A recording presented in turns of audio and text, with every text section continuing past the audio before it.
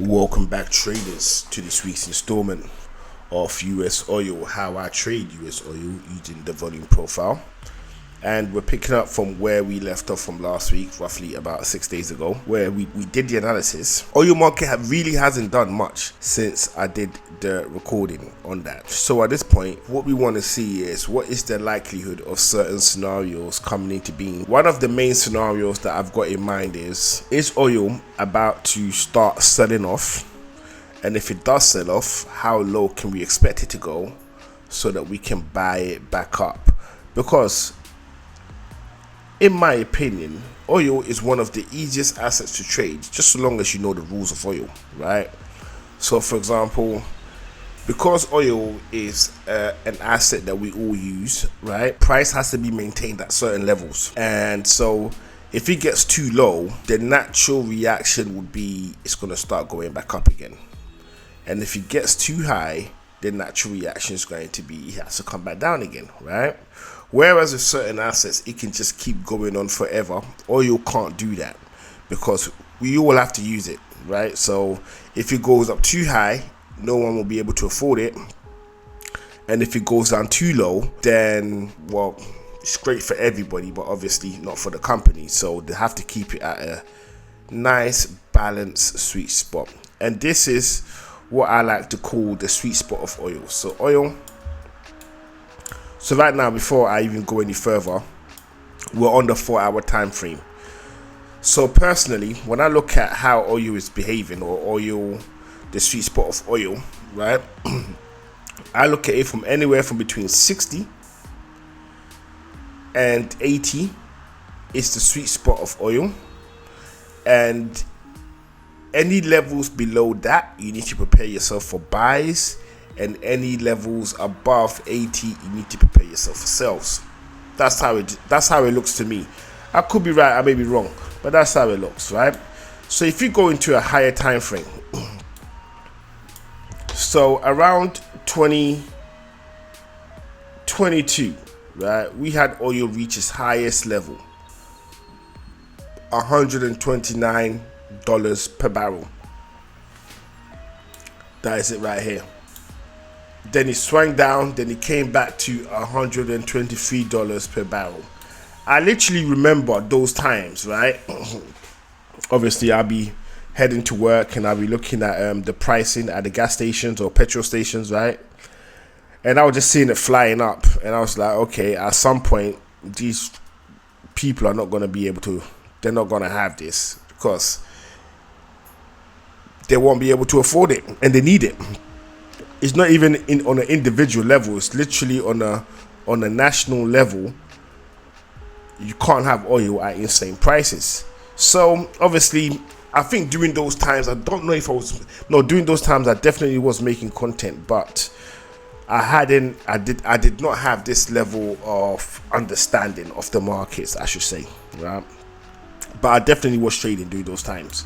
I wasn't doing oil, I don't think. I think I was mainly NASDAQ focused around this period over here. I was around NASDAQ focused. So I was watching the pumps, but not really coming over when watching the oil charts, in all fairness, right? Now, reason why I'm bringing this to your attention, reason why we've gone on a slight little tangent right now, is because oil is going to do one or two things right now. It's going to do one of two things right now based on where it is, right? So right now we're on a day chart. We just jumped from the 4-hour onto the day, right? And where oil is right now is it's gone into a low volume node, right? But this is not just any low volume node. It is a low volume node that is right next to the volume area low of the high value area. So it's in a really interesting spot right now, okay? So one or two things can happen in terms of how oil could behave, right? Because it's fair to assume that this trend line that I've done has been broken. Because this is a solid trend line. We've got 2 touch points on here, right? And no, I think 3 touch points on here, right? And that's just been broken. So price is on its way down. This could be a fake out. right? And then price continues on its journey upwards because it's in a position to do so, okay? But at the same time, right, because the trend has more or less been broken, okay, you could kind of assume that price is going to break downwards. So for that, because trend line has been broken, okay, you could try to navigate the situation in here. I mean, I personally, I wouldn't do that. A few months ago, I definitely would have, right? I definitely would have. I would have speculated my way all through it. Maybe I would have got something, maybe I would have got nothing, right? But I would have done it. But now, no, I'm definitely not doing that. I'm waiting. My whole style is patience now. Maybe it's because I'm getting old. Who knows, right? But anyways, with price in this zone, I am not motivated at all to take any form of action. So what I would want to do is two things. If this trend line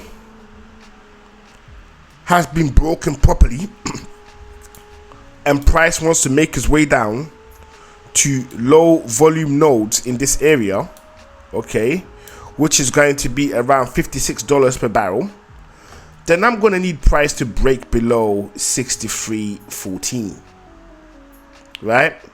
If price breaks below 63.14, I'm more comfortable holding sales to that level and waiting, right? Or for lack of a better word, right, taking sales from this location down here might actually be somewhat naive, right? So maybe it might be in my best interest to, if price closes below 63.14, just let it just drop. Just let it just drop down, right?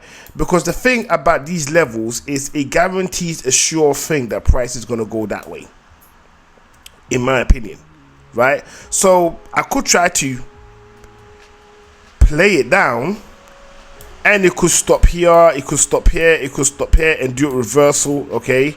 However, if it drops all the way down to around these levels over here and I catch it from down here up, I know at the bare minimum I've got price up to, say, maybe point of control before he does the pullback down again, at the bare minimum, right?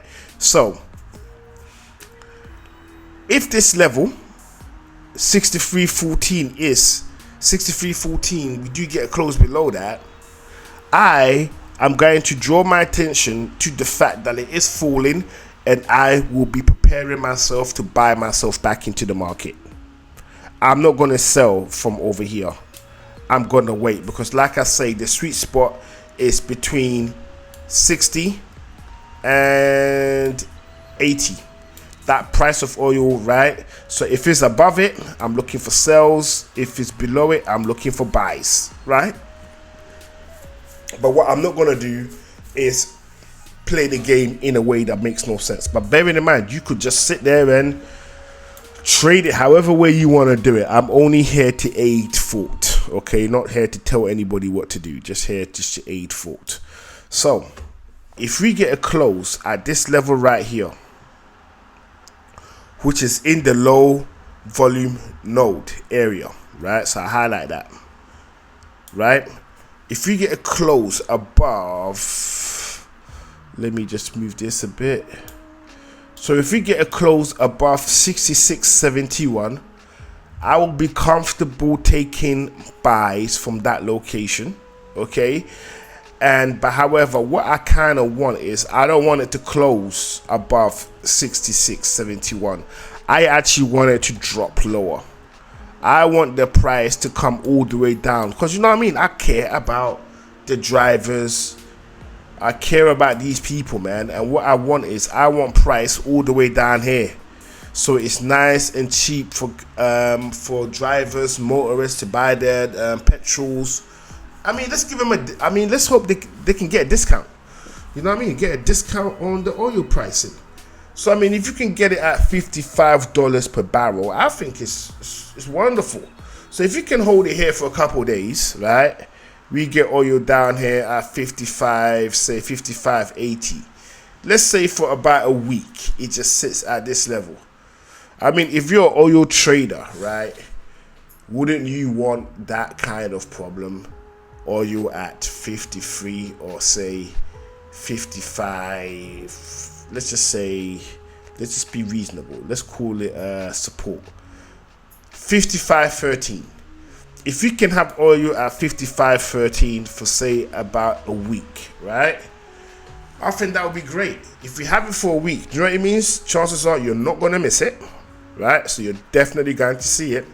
You can lock in and then you can wait. And then you can wait to see when it starts to move to do all the cool things that we know it's going to do. And then hopefully, well, not hopefully, it's pretty sure guaranteed it's going to shoot you the way back up again at the bare minimum back to around the 72, 74 region. And it might even push up higher to around say 80, at which point you will hop off. You will hope it goes higher. And then you'll be like, you know what, we needed to reverse. So this whole situation that we have right here in regards to oil it's really straightforward. And like I say, oil, for me personally, right, I did not know this before. So this is all just new revelations that I've come to realize this year, right? So with the trading game, you're always learning, right? You're always learning. And if you think you have it completed, great.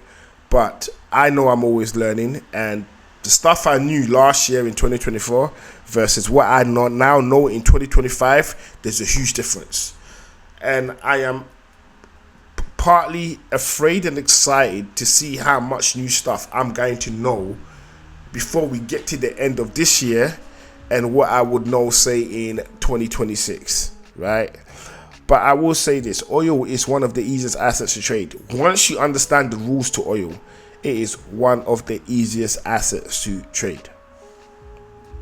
And if you can complicate it by trying to, like, I don't know, say when oil was here, right? You can try and complicate it by doing all this funny stuff. But if you actually knew the rules to the game, you would have had sales, right, at these locations. That's all you would have done, would have been selling. And then you would have had buys definitely here. These areas say 60, 65, maybe, depending, maybe, right? And at these levels over here, if you was around to see this move down here, right, you would have made it in life. I promise you. If you had seen this move, because I did not see this at all. I don't even think I was even focused. I definitely wasn't creating content, and I don't think I was watching the market in the way that I should have been. But had I seen this move right here, that would have been a life-changing move, because oil went as low as 1 cent per barrel. So I repeat that again, 1 cent per barrel. So you seen oil at 1 cent per barrel? Come on, it's a no-brainer. It's a no-brainer. But literally, that's that. So with all of that said and done, these are the moves that I'm waiting for in regards to oil. Just a bit of a nostalgia moment, going back in time, etc. But however, yes, so getting back on track, this is what we're looking for in terms of what I've just described. Okay, so a close below 63.14 doesn't guarantee that I'm literally looking for sales. I'm just going to be waiting. All right, a close below, a close above 66.71, I'll be looking for buys. Say a close below 63.14, I will be looking for buys. So any opportunity to jump in with a buy, I'll be looking for that, but I'm hoping I can get a bigger discount, right? A close 66.71, I could jump in, or I could say, you know what, I'm going to wait for it to go high, then I'm going to lock in with some sales. Right, so it could be either or how I play this whole situation. But bottom line is, in this video, one thing I can definitely say is that I have definitely dropped some gems. I've definitely dropped some gems. There are people that will only tell you this information if you're paying for their course. You just got this whole thing for free. So with that said and done, if you stayed with the content up until now, I definitely appreciate you. If you find the content useful, make sure you hit that subscribe button, turn on the notification, and drop us a like. And leave us a comment where you're watching from, as I would love to hear your thoughts on what we've just discussed. So with all of that said and done, I will see you all on the next one.